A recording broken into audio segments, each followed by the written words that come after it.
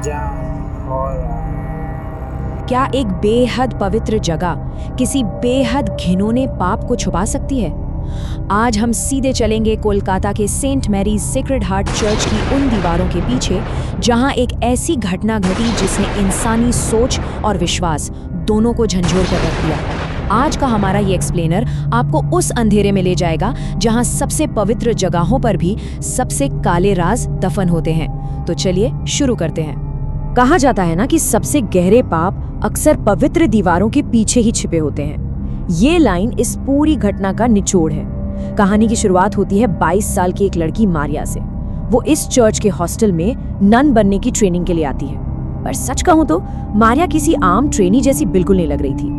उसके चेहरे पर एक ऐसी गहरी खोखली उदासी थी जो किसी को भी बेचैन कर दे। वहां मौजूद लोग तुरंत समझ गए थे कि कुछ तो बहुत गलत है। हमारा पहला पड़ाव है मारिया पर मंडराता शैतानी साया। देखते हैं कि आखिर वहां शुरुआत में क्या हुआ था। जरा कल्पना कीजिए, आधी रात का वक्त है। रूमा नाम की एक नन दबे पांव मारिया के कमरे की खिड़की से झांकती है। उसने जो देखा उसने उसकी रूह कपा दी। मारिया एक कुर्सी पर बैठी थी, पर उसके हाथ पैर किसी रबड़ की गुड़िया की तरह अजीब और भयानक तरीके से मुड़े हुए थे। उसकी आंखों के चारों ओर गहरे काले गड्ढे पड़ चुके थे। दांत जलते हुए कोयले जैसे काले थे और सबसे डरावनी बात, उसके मुंह से एक ही वक्त पर 2 अलग-अलग आवाजें गूंज रही थी। ये कोई आम बीमारी नहीं थी, ये प्योर सुपरनैचुरल हॉरर था, बिल्कुल हमारी आंखों के सामने। और बात सिर्फ इन अजीब लक्षणों तक नहीं रुकी। जब वहां की हेड मदर एग्नेस हाथ में एक पवित्र क्रॉस लेकर मारिया के पास आई, तो अचानक सब कुछ बेकाबू हो गया। पवित्र क्रॉस को देखते ही मारिया किसी खूंखार जानवर की तरह कुर्सी से कूदकर सीधे जमीन पर आ गिरी। उसकी आंखों की पुतलियां पूरी तरह काली पड़ चुकी थीं और उसने तुरंत हमला करके मदर एग्नेस के हाथ का मांस बुरी तरह चबा डाला। क्रॉस मदर एग्नेस के हाथ से छूटकर गिर चुका था। अब चलते हैं अगले हिस्से पर, होली वाटर का असर और उसके बाद का खौफनाक व्यवहार। हालात हाथ से निकलते देख तुरंत चर्च के फादर स्टीव को बुलाया गया। उन्हें टेस्ट करना था कि क्या वाकई वहां कोई शैतानी ताकत मौजूद है।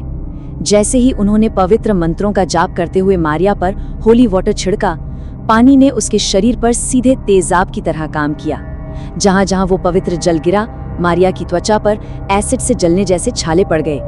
कुछ दिन बाद जब मारिया उठी तो उसने बिल्कुल भूखे जानवर की तरह खाना शुरू कर दिया और वो ऐसी भाषाओं में बात करने लगी जो उसने अपने पूरी जिंदगी में कभी सुनी तक नहीं थी। ये सब देखने के बाद एक ही रास्ता बचा था। तीसरा भाग, मुक्ति की रात, यानी एक भयानक एग्जॉर्सिज्म। स्थिति इतनी गंभीर हो गई कि बाहर से फादर एडमंड को बुलाना पड़ा। शुक्रवार की आधी रात को एक बेहद खतरनाक एग्जॉर्सिज्म शुरू हुआ। टेंशन ऐसी थी कि सांसें रुक जाएं। मारिया को एक कुर्सी पर कसकर बांध दिया गया और उसके चारों ओर होली क्रॉस और जलती हुई मोमबत्तियां रख दी गईं। पवित्र जल का बार बार छिड़काव हो रहा था और फादर एडमंड लगातार अपने पवित्र मंत्रों का जाप कर रहे थे। माहौल बेहद डरावना था। मारिया के मुंह से कभी एक मासूम नन्हे बच्चे की रोने की आवाज आती तो अगले ही पल किसी कठोर भयानक आदमी की आवाज आने लगती। लेकिन इस एक्सॉर्सिज्म का अंजाम कुछ ऐसा हुआ जिसकी किसी को उम्मीद नहीं थी। चौथा भाग, एक खौफनाक सच का खुलासा। जैसे ही मंत्रों का जाप अपने चरम पर पहुंचा, अचानक कमरे की सारी मोमबत्तियां एक साथ बुझ गईं। क्रॉस और मारिया के बीच की जमीन बुरी तरह फटने लगी और तब उस शैतानी शक्ति ने किसी को चोट पहुंचाने की बजाय वहां मौजूद मदर एग्नेस की आंखें शैतानी तरीके से काली कर दी और उन्हें एक ऐसी सच्चाई उगलने पर मजबूर कर दिया जिसने सबको हिला दिया। सच ये था कि 1 साल पहले मारिया और वहां के सम्मानित फादर नील के बीच एक सीक्रेट अफेयर था। जब मारिया प्रेग्नेंट हो गई तो अपनी बदनामी से बचने के लिए फादर नील और मदर एग्नेस ने मिलकर एक तूफानी रात में मारिया की फोर्स्ड डिलीवरी करवाई। उन्होंने बच्चे को मृत घोषित कर दिया, पर सच ये था कि उन्होंने मिलकर उस जिंदा बच्चे को कब्रिस्तान में दफना दिया था। उसी गहरे आघात से टूटकर ही तो मारिया इस ननरी में आई थी।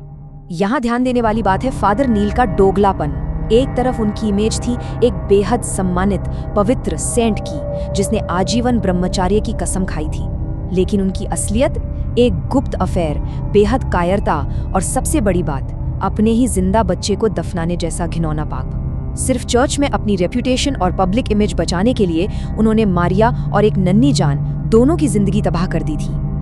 अब आपको लगता होगा कि आखिर इस शैतानी शक्ति ने मारिया को ही अपना शिकार क्यों बनाया? इसका जवाब है निराशा, यानी होप का पूरी तरह से खत्म हो जाना।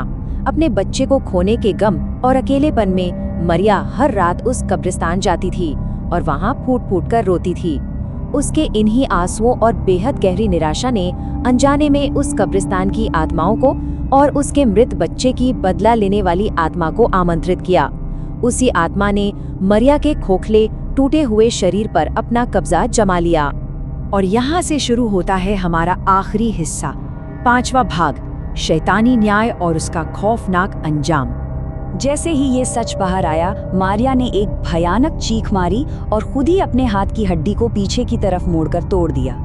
इस तबाही को रोकने के लिए तुरंत फादर नील को उस कमरे में बुलाया गया, लेकिन उस आत्मा को किसी होली क्रॉस या शांति की जरूरत नहीं थी।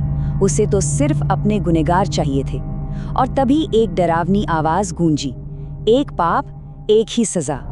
ये वो पल था जब उस बच्चे की आत्मा ने ठीक ठीक इंसाफ करने का फैसला कर लिया था। कोई भी होली वाटर, कोई भी प्रार्थना अब इस बदले को नहीं रोक सकती थी। और उस कर्म का अंजाम बेहद भयानक। अचानक मदर एग्नेस और फादर नील का शरीर हवा में ऊपर उठने लगा। जमीन पर पड़ी जो मोमबत्तियां बुझ चुकी थीं, वो अचानक जल उठी और आग की लपटों ने सीधे उन दोनों के कपड़ों को जकड़ लिया।